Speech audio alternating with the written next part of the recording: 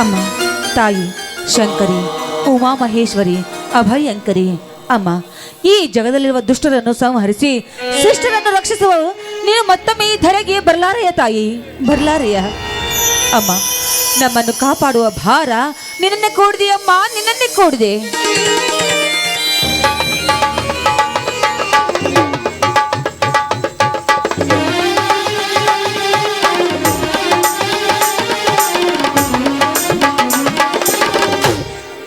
ಶಾಂತ,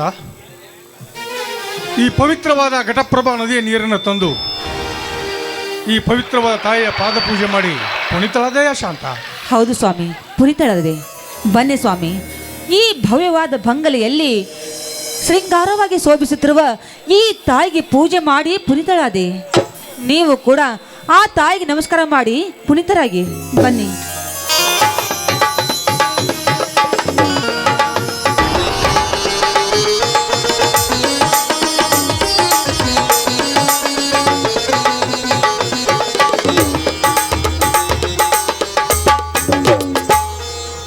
ಹೇ ಬನದ ಸಿರಿಯಲ್ಲಿ ಅಡಗಿರುವ ಬನಶಂಕರಿ ಮಾತೆ, ಜಗನ್ಮಾತೆ ನೀನು, ಆದಿಶಕ್ತಿಯೂ ನೀನು, ಬ್ರಹ್ಮಾಂಡ ರೂಪಿಣಿಯು ಸದಾ ನೀನೇ ಆಗಿದ್ದಿ ತಾಯಿ.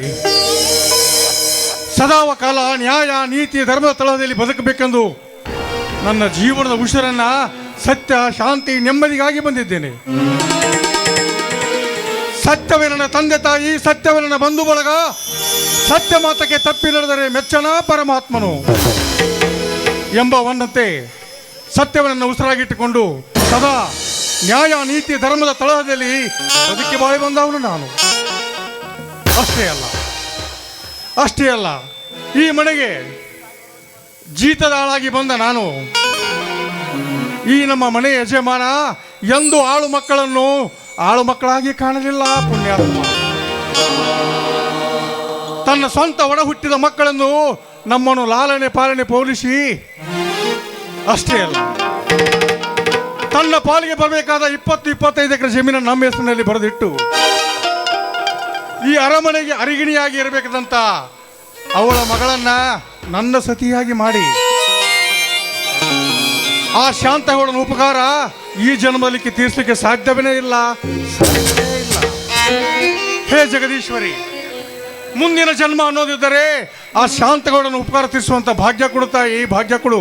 ನಿನಗೆ ಕೋಟಿ ಕೋಟಿ ನಮನಗಳು ತಾಯಿ, ಕೋಟಿ ಕೋಟಿ ನಮನಗಳು.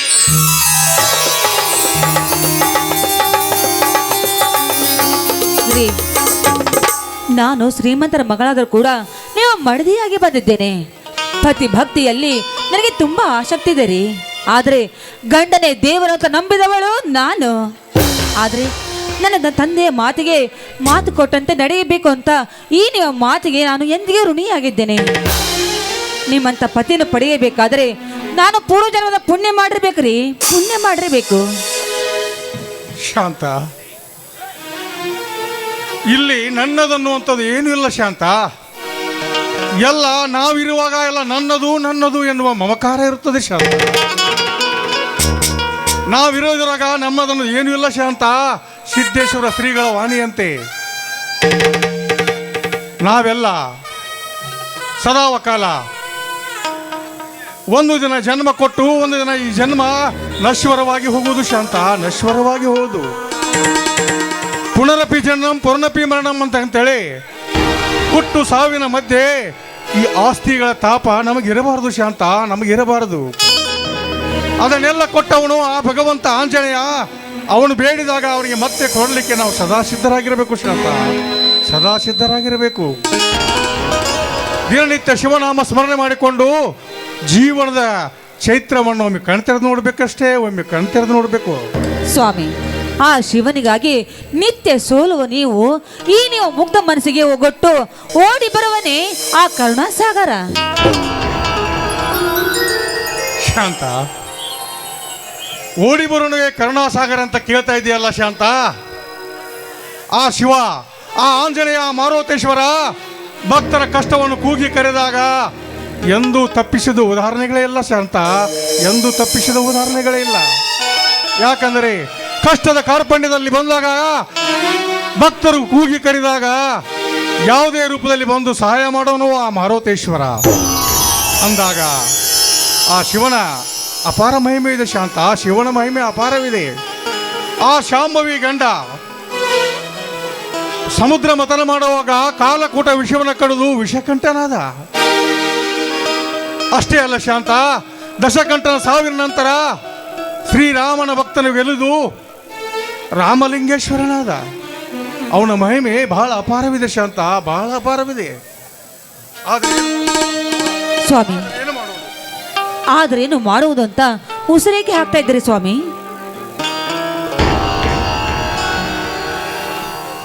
ಉಸಿರು ಹಾಕಬೇಕಾಗಿದೆ ಶಾಂತ, ಉಸಿರು ಹಾಕಲೇಬೇಕಾಗಿದೆ. ಯಾಕೆಂದ್ರೆ ನಾನಿವತ್ತು ನಾಲಿಗಿದ್ದು ಮೂಕನಾಗಿ ಬಿಟ್ಟಿದ್ದೇನೆ ಶಾಂತ, ಮೂಕನಾಗಿ ಬಿಟ್ಟಿದ್ದೇನೆ.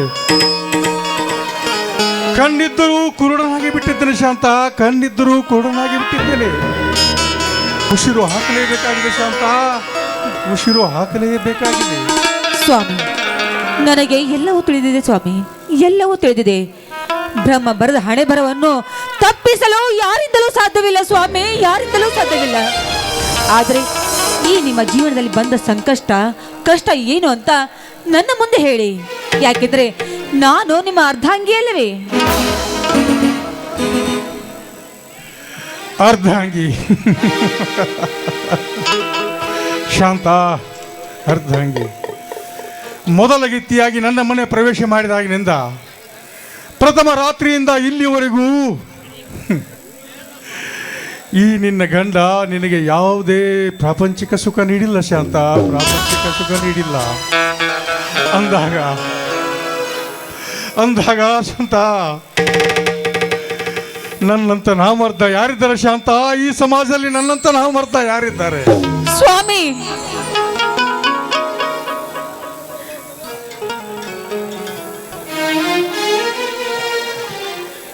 ಹೌದು ಶಾಂತ, ಹೌದು.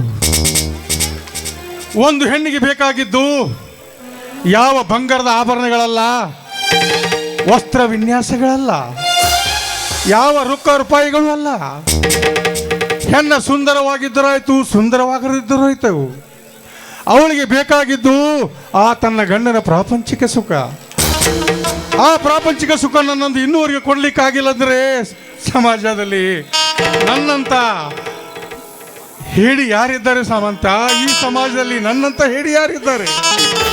ಇಲ್ಲ ಸ್ವಾಮಿ, ನೀವು ಪಾಪಿ ಅಲ್ಲ ಸ್ವಾಮಿ, ನೀವು ಪಾಪಿ ಅಲ್ಲ.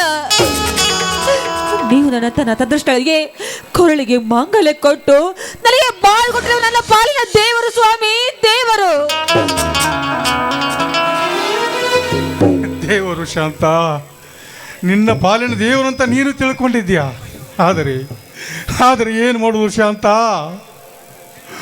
ಹೂವು ನೀರಿಗಾಗಿ ಬಾಯಿ ತೆರೆದು ಕುಡಿದರು, ಉತ್ತರಿ ಹಸ್ತ ಮಳೆ ಆಗದಿದ್ದರು, ಭೂಮಿ ಬಾಯ ಬಿಟ್ಟರು, ಒಂದು ಹೆಣ್ಣು ಹಾತೊರೆತಾ ಇದ್ದರು. ಈ ನತದ್ರಷ್ಟ ಆ ಹೆಣ್ಣಿಗೆ ಮುತ್ತಿನ ಮರೆಗಳಿಯದೆ ಕಳವನಂತೆ ಮೂಗಿನಲ್ಲಿ ಬಿದ್ದು ಅವಿತು ಕುಳಿತವನಮು ಶಾಂತ, ಅವಿತು ಕುಳಿತವನ ನಾನು ದೇವರಲ್ಲ ಶಾಂತ, ದೇವರಲ್ಲ. ದೇಹಿ ಎಂದು ಬಂದವನಿಗೆ ವರಮ ಕೊಟ್ಟವನು ಮಾತ್ರ ದೇವರಾಗ್ತಾನೆ ಶಾಂತ, ಮಾತ್ರ ದೇವರಾಗ್ತಾನೆ. ನಾನು ಇನ್ನ ಪಾಲಿಗೆ ಬಂದ ನೀಚ ಕಂಟಕ ಶಾಂತ, ನೀಚ ಕಂಟಕ. ಪುರುಷತ್ವವನ್ನು ಕಳ್ಕೊಂಡ ಪುರುಷ ಹೀಲ ಶಾಂತ, ನಾನು ಪುರುಷ ಹೀಲ.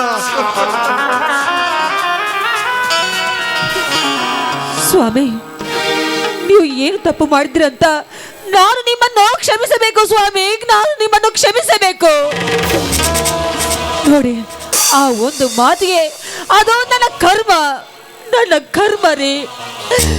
ನಿಮ್ಮಂತ ಪತಿಯನ್ನು ಪಡೆದು ನೀವು ನನ್ನ ಪಾಲಿನ ಪರಮ ಪಾವನ ಮೂರ್ತಿ ರೀ, ಪರಮ ದೇವರು ನೀವು.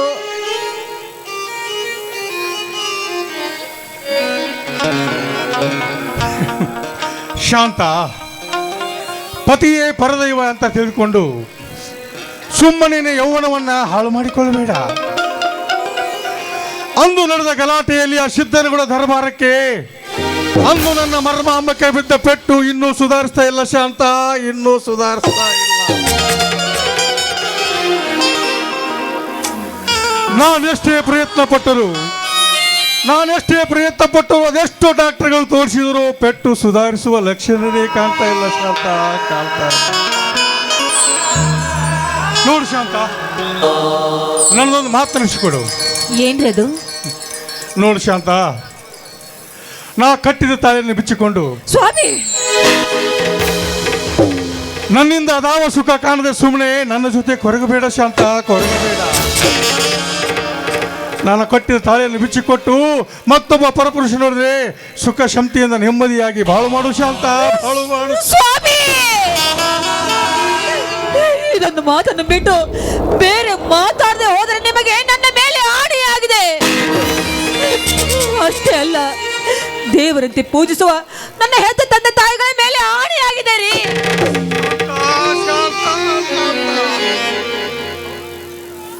ಹೌದು ರೀ, ಹೌದು. ಆ ದುಷ್ಟ ಸಿದ್ದೇಗೌಡರ ಅವರು ಮಾಡುವ ದುರಹಂಕಾರಕ್ಕೆ ನನ್ನ ತಂದೆ ತಾಯಿ ಮಾನಕ್ಕೆ ಹೆದರಿ ಸತ್ತು ಹೋದರು ರೀ, ಸತ್ತು ಹೋದರು. ಅವರ ಶವಕ್ಕೆ ಕೊಳ್ಳಿಟ್ಟ ನೀವು ಅವರ ಮಾತನ್ನು ಪಾಲಿಸುವುದಕ್ಕಾಗಿ ನನ್ನ ಕೊಳ್ಳಿಗೆ ಮಾಂಗಲ್ಯ ಕಟ್ಟಿ ಮಡದಿಯನ್ನಾಗಿ ಸ್ವೀಕರಿಸಿದ್ರಿ. ಆದ್ರೆ ಇಂದು ನೀವು ಅವರ ಮಾತನ್ನು ಅಲ್ಲಗಳೆಯುವಿರಾ? ಶಾಂತ, ಅಳಬೇಡ ಶಾಂತ, ಅಳಬೇಡ. ಸ್ವಲ್ಪ ಸುಧಾರಿಸಿಕೊಳ್ಳು ಶಾಂತ, ಸುಧಾರಿಸಿಕೊಳ್ಳು. ಹೌದ್ರಿ, ಈಗ ನೀವು ಪುರುಷಹೀನರಾಗಲು ಕಾರಣ ಯಾರು? ನಾನೇ ಅಲ್ವೇನ್ರಿ, ನಾನೇ ಅಲ್ವೇ? ಆ ದುಷ್ಟ ಗೌಡ ನಿಮಗೆ ಹೊಡೆದು ಪುರುಷಹೀನರಾಗಿ ಮಾಡಿದ್ದು ಕೊರಗಿ ಕೊರಗಿ ಸಣ್ಣ ಗೊತ್ತಿರುತ್ತೆ. ನನಗೆ ತಿಳಿದಿಲ್ವೇನ್ರಿ, ನನಗೆ ತಿಳಿದಿಲ್ವೇ? ಆ ಸಾಹುಕಾರನ ಸಂಪತ್ತು ಬಡವನ ತಾಕೋತು ಅಂತ ನನಗೆ ತಿಳಿದಿದೆ ರೀ, ನನಗೆ ತಿಳಿದಿದೆ.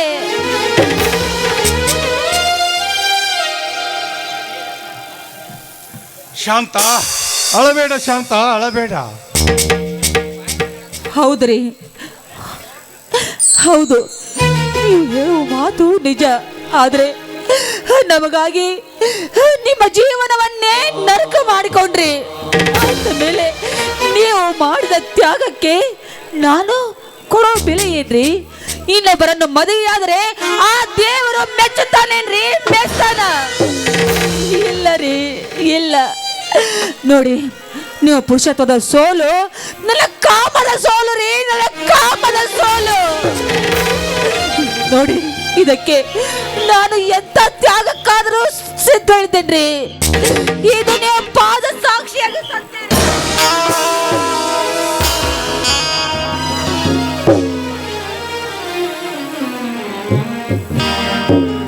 ಶಾಂತ, ಶಾಂತ, ಎಂತಹ ಕಠೋರವಾದ ಮಾತುಗಳನ್ನು ಮಾತನಾಡ್ತಾ ಇದ್ದೀಯ ಶಾಂತ, ಎಂತಹ ಕಠೋರವಾದ ಮಾತುಗಳನ್ನು ಮಾತನಾಡ್ತಾ ಇದ್ದೀಯ ಶಾಂತ.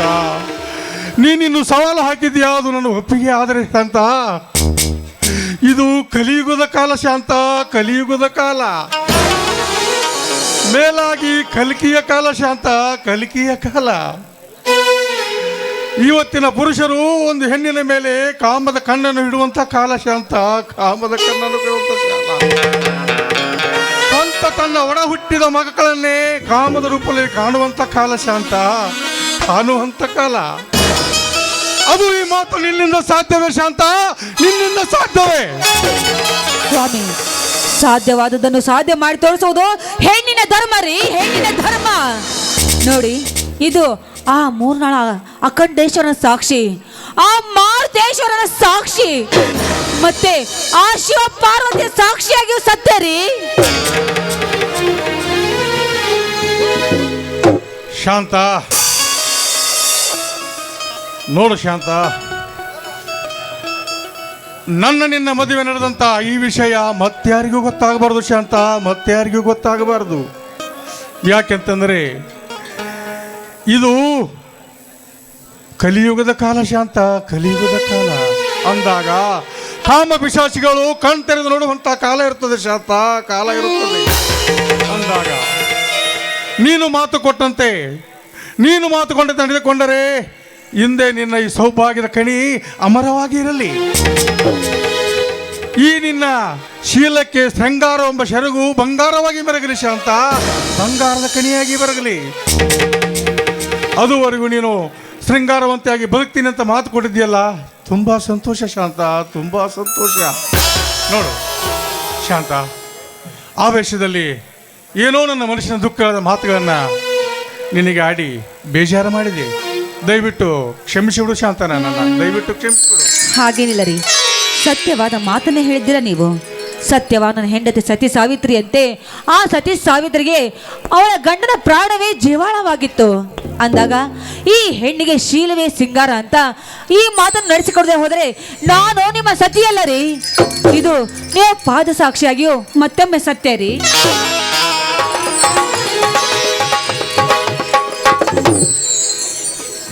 ಎದ್ದೇಳು ಶಾಂತ, ಎದ್ದೇಳು. ಈ ನಿನ್ನ ವಾಣಿ ನಮ್ಮ ಕನ್ನಡ ನಾಡಿನ ಅಕ್ಕ ತಂಗಿಯರಿಗೆ ಒಂದು ವಾಕ್ಯವೇ ಆಗಲಿ. ನೋಡು ಶಾಂತ, ಈ ನಿನ್ನ ಎಚ್ಚರಿಕೆ ಗಂಟೆ ಆಗಲಿ ನಮ್ಮ ಅಕ್ಕ ತಂಗಿಯರಿಗೆ. ಗಂಡ ಎಂಥ ಕಷ್ಟ ಕಾರ್ಪಣ್ಯಗಳಿದ್ದರು, ಗಂಡ ಎಂಥ ಮತಹೀನಿದ್ದರು, ಧರ್ಮವಂತನಾಗಿ ಆ ಗಂಡನ ಅಗ್ನಿ ಸಾಕ್ಷಿಯಾಗಿ ತಾಳಿ ಕಟ್ಟಿಕೊಂಡಾಗ ಅವನ ಜೊತೆ ನಡೆದುಕೊಂಡು ಬರುವುದೇ ನಮ್ಮ ಹಿರಿಯರು ಮಾಡಿದಂಥ ಸಂಸ್ಕಾರ ಶಾಂತ, ಸಂಸ್ಕಾರ ಅಂದಾಗ ಚೇಚೆ ಹುಚ್ಚಿ ಅದಾವ ಗಳಿಗೆಯಲ್ಲಿ ನಡೆದ ವಿಷಯವನ್ನೆಲ್ಲ ಮನುಷ್ಯನಲ್ಲಿ ತೋಡಿಕೊಂಡು ನಿನ್ನ ಮನಸ್ಸನ್ನು ಹಾಳು ಮಾಡಿಲ್ವೆ. ಈ ಸುಂದರ ಸಮಯದಲ್ಲಿ ಆ ಗಳಿಗೆಯೆಲ್ಲ ಮರೆತು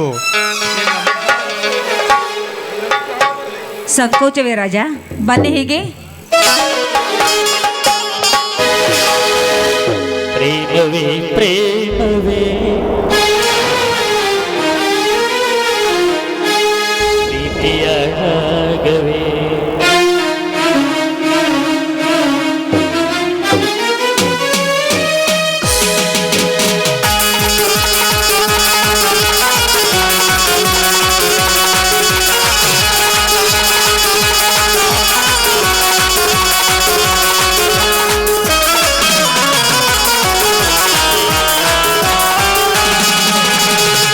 ಪ್ರೇಮವೇ ಪ್ರೇಮವೇ ಪ್ರೀತಿಯ ರಾಗವೇ ಹೃದಯದ ಭಾವವೇ ಜೀವದ ಬಂಧವೇ ನನ್ನಂತರಾಳದಲ್ಲಿ ಹಾಡಿ ನಿಲ್ಲುವ ಹಂಸವೇ. ಪ್ರೇಮವೇ ಪ್ರೇಮವೇ ಪ್ರೀತಿಯ ರಾಗವೇ ಹೃದಯದ ಭಾವವೇ ಜೀವದ ಬಂಧವೇ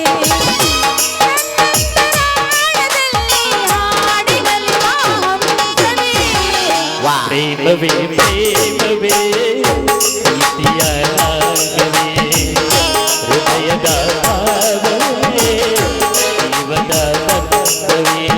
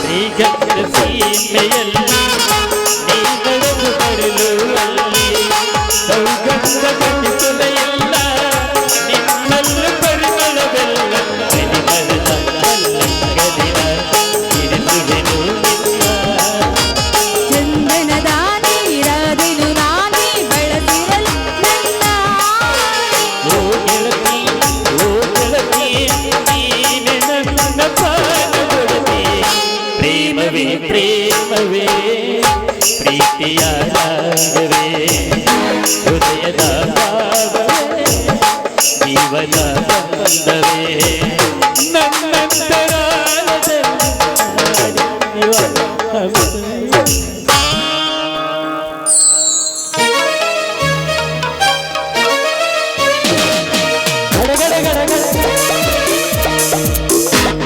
ಅಣ್ಣ ಅತ್ತಿಗೆ ಬಾರಪ್ಪ ತಮ್ಮ, ಈಗ ಬಂದೇನಪ್ಪ? ಹೌದಣ್ಣ. ಅಲ್ಲೋ ತಮ್ಮ, ಎಷ್ಟು ಹೊತ್ತಾಯ್ತು ಇನ್ನು ಹೋಗಿ? ಊಟ ಉಪಚಾರ ಸರಿಯಾಗಿ ಮಾಡದೆ ಹೀಗೆ ಹೀಗೆ ಮಾಡಿದ್ರಿಯಪ್ಪ. ಹೊಲ ಕಡೆ ಹೋಗಿದ್ದೇನು ತಮ್ಮ ನೀನು? ಹೌದಣ್ಣ, ಕರೆಂಟ್ ಹೋದ ತಕ್ಷಣ ನೀರು ಹಾಯಿಸುವುದನ್ನು ಬಿಟ್ಟು ತಾಸಿನ ಹಿಂದೆನೇ ಬಂದೆ ಅಣ್ಣ.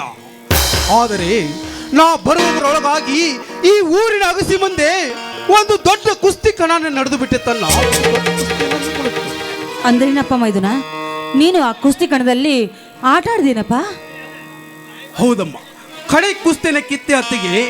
ಆದರೆ ಆ ಕಡೆ ಗಡಿನ ನೋಡಿ ಬಂಗಾರದ ಕಡೆ ಕೀಳಂದು ಈ ನಿನ್ನ ಆತುರ ಹರಿತಮ್ಮ, ಆತುರ ಆಯಿತು. ನೀ ಉಳಿಸಿದ ಈ ಕೈ ತುತ್ತಿನ ರಕ್ತ ಹೋಗಿ ಹೇಳಿತಮ್ಮ, ಆ ಕಡೆ ಗಡಿನ ಉಗಿದು ಬಂಗಾರದ ಕಡೆ ಕೀಳಂದು. ಏನಪ್ಪ ತಮ್ಮ, ಈ ಊರಲ್ಲಿ ನನಗೆ ತಿಳಿದೇ ಕುಸ್ತಿ ಕಣ ನಡೆಯುತ್ತೆ. ಊರಿಗೆ ದೊಡ್ಡವನಾದ ಆ ಸಿದ್ದನಗೌಡ ಏರ್ಪಡಿಸಿದ ಆ ಕಣವನ್ನು, ಆ ಕುಸ್ತಿಯಲ್ಲಿ ಆ ಬಲಗೈ ಬಂಟ ಕರಿಯಾನೆ ನನ್ನ ಕೊನೆಯ ಪಂದ್ಯದ ಗಡಿ. ಮೈದುನ, ಆ ನೀಚ ಗೌಡನ ಕುಸ್ತಿ ಕಣದಲ್ಲಿ ನೀನ್ಯಾಕೆ ಹೋಗಿದ್ದೀಯಪ್ಪ? ಅಲ್ಲ ತಮ್ಮ, ಏನಪ್ಪ ನಿನ್ನ ನಿಗುಡ ನಡೆ? ನಿನ್ನ ನಿಗುಡ ನಡೆ ಒಂದೂ ಗೊತ್ತಾಗ್ತಾ ಇಲ್ಲ. ಸ್ವಲ್ಪ ಅರ್ಥ ಆಗುವಾಗೆ ಬಿಚ್ಚಿ ಹೇಳಪ್ಪ, ಬಿಚ್ಚಿ ಹೇಳು. ಜಿಲ್ಲಾ ಸಹಕಾರಿ ಬ್ಯಾಂಕ್ ಚುನಾವಣಾ ಅಭ್ಯರ್ಥಿಯಾದ ಆ ಗೌಡ ನಮ್ಮ ಭಾಗದ ಎಲ್ಲ ಸೊಸೈಟಿ ಅಧ್ಯಕ್ಷರನ್ನು ಕರೆಯಿಸಿ ಅವರಿಗೆ ಜೀವ ಬೆದರಿಕೆ ಹಾಕಿದ. ಅದರಲ್ಲಿ ಒಬ್ಬ ಆತ ಎದ್ದು ನಿಂತು, ಏನ್ರಿ ಗೌಡ್ರೆ, ಇದು ಪ್ರಜಾಪ್ರಭುತ್ವ, ಇದು ರಾಜ ಮಹಾರಾಜರ ಕಾಲವಲ್ಲ, ನಮ್ಮ ಮತ ನಮ್ಮ ಹಕ್ಕಿದೆ ಎಂದ. ಅದಕ್ಕೆ ಸುಮ್ಮನಿದ್ದೇನಪ್ಪ ನೀಚ ಗೌಡ? ಇಲ್ಲಲ್ಲ, ಆ ಕರಿಯಾನನ್ನು ಬಿಟ್ಟು ಅವನನ್ನು ಸಾಕಷ್ಟು ಹೊಡಿಸಿಬಿಟ್ಟ, ನನ್ನ ಸಾಕಷ್ಟು ಹೊಡಿಸಿಬಿಟ್ಟ. ಆ ಹೊಡಿತಕ್ಕೆ ಅಲ್ಲಿದ್ದವರೆಲ್ಲರೂ ಓಡಿ ಹೀಗೆ ಬಿಟ್ಟರು. ಆದರೆ ಅಲ್ಲಿ ನಿಂತವನು ನಾನೊಬ್ಬನೇ. ಮೈದುನ, ಆ ನೀಚ ಗೌಡನ ಮುಂದೆ ನೀನ್ಯಾಕೆ ನಿಂತಿದ್ದೆಪ್ಪ? ಆತ ಕ್ರೂರಿಯಾದರೇನು, ರಾಜ ಮಹಾರಾಜ ಕೌರವರಾದರೇನು? ಆ ಗೌಡ ನನ್ನನ್ನು ನೋಡಿ ನನಗೇನೆಂದು ಗೊತ್ತೇನಲ್ಲ? ಏನಲೇ ರಣ ಹೇಳಿ, ನೀನು ಎದ್ದು ನಿಂತೇನಲೇ ನನ್ನ ಕರಿಯಾಣ ಹೊಡೆಯಾಕ? ಬಾರ್ಲೆ, ಗಂಡಸೇ ಆಗಿದ್ದರೆ, ನೀ ನಿಮ್ಮಪ್ಪಗ ಹುಟ್ಟಿದ ಮಗನೇ ಆಗಿದ್ದರೆ ಬಂದು ಕುಸ್ತಿ ಆಡಲೇ ನನ್ನ ಕರಿಯಾಣ ಕೂಡ ಅಂದ. ಅಂದ್ರೆ ಅಪ್ಪಗ ಹುಟ್ಟಿದ ಮಗ ನಾನೇ ಅಂತ ಮೀಸೆ ತಿರುವಿ ಶಡ್ಡು ಹೊಡಿಬೇಕಿತ್ತು ಮೈದುನ. ಶಡ್ಡು ಹೊಡೆಯುವುದೇನು ಅತ್ತಿಗೆ? ಅದೇ ಕ್ಷಣನೇ ನಾನು ಪ್ರತಿ ಮೀಸೆ ತಿರುವಿ ಅಪ್ಪಗ ಹುಟ್ಟಿದ ಮಗ ನಾನೇ ಇದ್ದೇನೆ ಅಂತ ಹೇಳಿ ಆ ಕರಿಯಾನನ್ನು ಹೊತ್ತು ಈ ಊರಾಗಿಸಿ ಮುಂದೆ ಹತ್ತು ಸುತ್ತು ಹಾಕಿ ಆ ಗೌಡನ ಪಾದದ ಮುಂದೆ ಹೋಗಿದೆ ಅಮ್ಮ. ಗೌಡನ ಪಾದದ ಮುಂದೆ ಹೋಗಿದೆ. ಆ ಹೊಡೆತಕ್ಕೆ ಆ ಧನಿಕನ ಎದೆ ನಡುಗಿ ಈ ರೈತನ ಗುಡುಗಿಗೆ ಸೆರಗಿ ಹೋದ. ತಮ್ಮ, ನನಗೆ ಚೆನ್ನಾಗಿ ಗೊತ್ತಪ್ಪ, ನನಗೆ ಚೆನ್ನಾಗಿ ಗೊತ್ತು. ನನ್ನ ತಮ್ಮ ಎಂಟೆದೆಯ ಬಂಟ ಇದ್ದಾನೆ ಅನ್ನೋದು ನನಗೆ ಗೊತ್ತು. ಹಸಿದ ಹಾಲನ್ನು, ಹುಲಿಯ ಹಾಲನ್ನು ತರುವ ತಾಕತ್ತು ನಿನ್ನಲ್ಲಿ ಇದೆ ಅಂತ ಗೊತ್ತಪ್ಪ, ಗೊತ್ತು. ಆದರೆ ಭ್ರಷ್ಟ ಗೌಡ ಅಧರ್ಮಿ, ಅನ್ಯಾಯ, ಅನೀತಿ, ಅತ್ಯಾಚಾರಗಳನ್ನು ಮಾಡುತ್ತಾ ಯಾವತ್ತು ಕುತಂತ್ರ ಮೋಸಗಳನ್ನು ಮಾಡ್ತಾ ಇರ್ತಾನಪ್ಪ, ಮೋಸಗಳನ್ನ ಮಾಡ್ತಾ ಇರ್ತಾನೆ. ಆ ಮೋಸಕ್ಕೆ ನೀನು ಬಲಿಪುಷಿ ಆಗಬಾರದು ಅಂತ ಹೇಳಿ ನನಗೆ ಏಕೋ ಭಯವಾಗ್ತಾ ಇದೆ ತಮ್ಮ, ಭಯವಾಗ್ತಾ ಇದೆ. ಸ್ವಾಮಿ, ಅವರಿಗೆ ನೀವ್ಯಾಕ್ರೆ ಹೆದರ್ತೀರಾ? ಗೆದ್ದಿದ್ದು ನನ್ನ ಮೈದುನರೇ, ನನ್ನ ಮೈದುನ. ನೋಡಿ, ನನ್ನ ತಂದೆ ತಾಯಿ ಸತ್ತು ಹೋದಲ್ಲ, ಅವರ ನಾಶಕ್ಕೆ ಕಾರಣದ ಆ ನೀಚನನ್ನು ನಾಶ ಮಾಡಲು ನನ್ನ ಮೈದುನನಿಂದಲೇ ಸಾಧ್ಯ ರೀ. ಹೌದಲ್ಲ, ಮಾಡಿದವರಿಗೆ ಮಾಡಿ ತೋರಿಸೆನ್ನುವ ಆ ಸುಭಾಷ್ ಚಂದ್ರ ಬೋಸರ ಮಾತು. ಮಾಡು ಇಲ್ಲವೇ ಮಡಿ, ಮಾಡು ಇಲ್ಲವೇ ಮಡಿ ಎಂಬ ಗಾಂಧೀಜಿಯವರ ಮಾತು ನನಸಾಗಬೇಕಾದರೆ ನನ್ನಂತ ಯುವ ಶಕ್ತಿಗಳು ಎದ್ದು ನಿಲ್ಲಬೇಕು. ಅಂದಾಗ ಈ ರಾಜ್ಯ ರಾಮರಾಜ್ಯವಾಗುವುದನ್ನ ರಾಮರಾಜ್ಯವಾಗುವುದು. ಅಣ್ಣ ಹೇಳುವ ಮಾತಿನಲ್ಲಿ ನಿಜವಿದೆ ಅಣ್ಣ, ನಿಜವಿದೆ. ಯುವಶಕ್ತಿಯ ವಿದ್ಯುತ್ ಶಕ್ತಿ ಎಂದು ಸ್ವಾಮಿ ವಿವೇಕಾನಂದರು ಹೇಳಿದ್ದಾರಣ್ಣ. ಬಾರಪ್ಪ ತಮ್ಮ, ಈಗ ಬಂದೇನಪ್ಪ ನೀನು? ಹೌದಪ್ಪ, ನಿನ್ನ ಓದುವ ಅಭ್ಯಾಸ ಚೆನ್ನಾಗಿ ನಡೀತಾ ಇದೆಯಾ? ಅಣ್ಣ, ಈ ವರ್ಷ ಪರೀಕ್ಷೆಯಲ್ಲಿ ಪ್ರಥಮ ರ್ಯಾಂಕ್ ಬರುವ ಸಾಧ್ಯತೆ ಇದೆ. ಅದಕ್ಕೆಲ್ಲ ಅಣ್ಣ ಅತ್ತಿಗೆರ ಕೃಪಾಶೀರ್ವಾದ.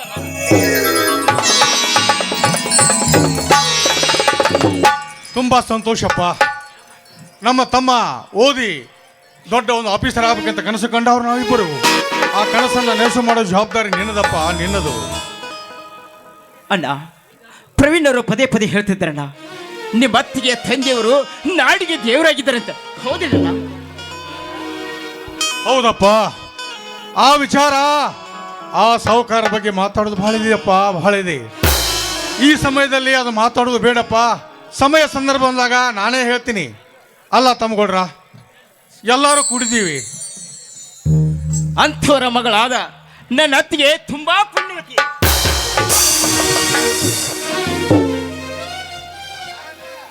ಅದು ನಿಮ್ಮ ಅತ್ತಿಗೆ ಬಾಯಿಂದನೇ ಕೇಳಬೇಕು. ಇದೇ ಸಂದರ್ಭದಲ್ಲಿ ತಮ್ಮಗೌಡ್ರ, ಬಲರಾಮ ಭಾರತಮ್ಮ, ಹೌದಲ್ಲ, ನಿನ್ನ ಸಾಧನೆಗೆ ಗೊತ್ತು ತಮ್ಮ, ಸಾಧನೆಗೆ ಗೊತ್ತು. ಆದರೂ ತಮ್ಮ, ಯಾವತ್ತಿದ್ರು ಸತ್ಯ, ನ್ಯಾಯ, ನೀತಿ ಧರ್ಮದಲ್ಲಿ ಎಲ್ಲಿ ಅನ್ಯಾಯ ಅತ್ಯಾಚಾರಗಳಾಗ್ತೇವೆ ಅಲ್ಲಿ ನಿನ್ನ ನ್ಯಾಯ ಇದ್ದೇ ಇರುತ್ತದೆ ಅಪ್ಪ, ಇದ್ದೇ ಇರುತ್ತದೆ. ಆದರೂ ತಮ್ಮ, ಅಣ್ಣನಾಗಿ ಹೇಳ್ತಾ ಇದ್ದೇನೆ, ನೀನು ಯಾವತ್ತಿದ್ರು ಜಾಗೃತವಾಗಿರ್ಬೇಕು ತಮ್ಮ, ಜಾಗೃತವಾಗಿರ್ಬೇಕು. ಆಯ್ತಲ್ಲ. ಅದಾವ ಪ್ರಸಂಗ ಬಂದರು ಆ ಆಂಜನೇಯ ಮಾರುತಿಯ ಆಶೀರ್ವಾದ ಕೃಪಾಪೋಷಿತ ನಿನ್ನ ಮೇಲೆ ಇದ್ದೇ ಇದೆಯಪ್ಪ, ಇದ್ದೇ ಇದೆ. ಅದಂತ ಪ್ರಸಂಗ ಬಂದ್ರೆ ಮುಂದೆ ಎಲ್ಲರೂ ನೋಡೋಣ. ಈ ಸಂದರ್ಭದಲ್ಲಿ ಎಲ್ಲರೂ ಕೂಡಿ ಹಾಡಿನಲ್ಲಿಯೋನವೇ. ಆಯ್ತಣ್ಣ, ಹಾಗೆ ಆಗಲಿ.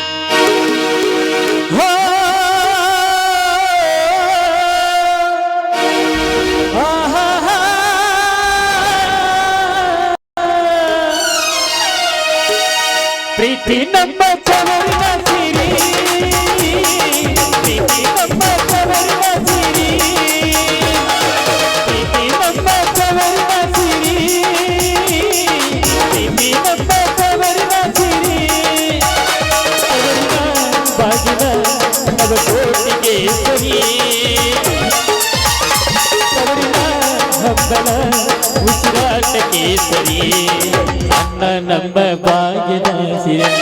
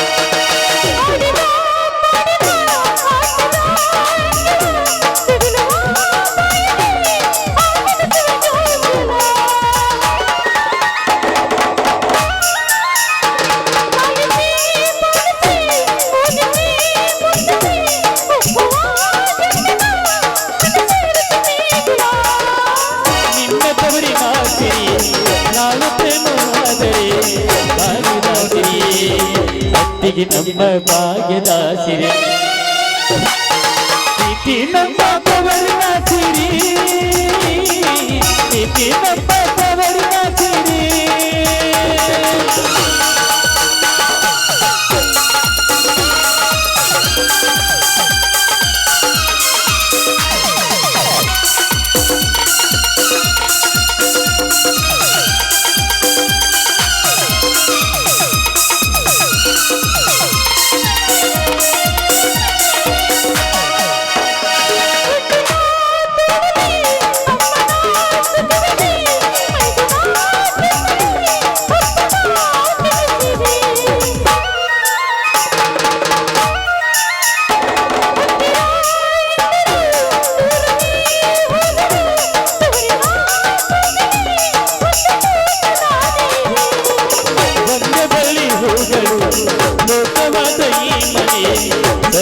ಕೇಸರಿ ಅಣ್ಣ ನನ್ನ ಭಾಗ್ಯದ ಸಿರಿ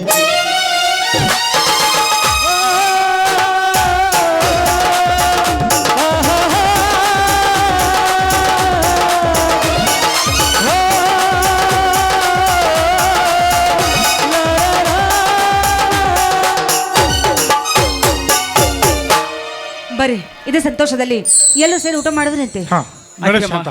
ನಡೆ, ಎಲ್ಲ ಹೊಟ್ಟೆಗೆ ತಮ್ಮಂದಿರು ತುಂಬಾ ಬಂದರೆ ಎಲ್ಲರೂ ಕೂಡಿ ಊಟ ಮಾಡೋಣ ನಡಿ.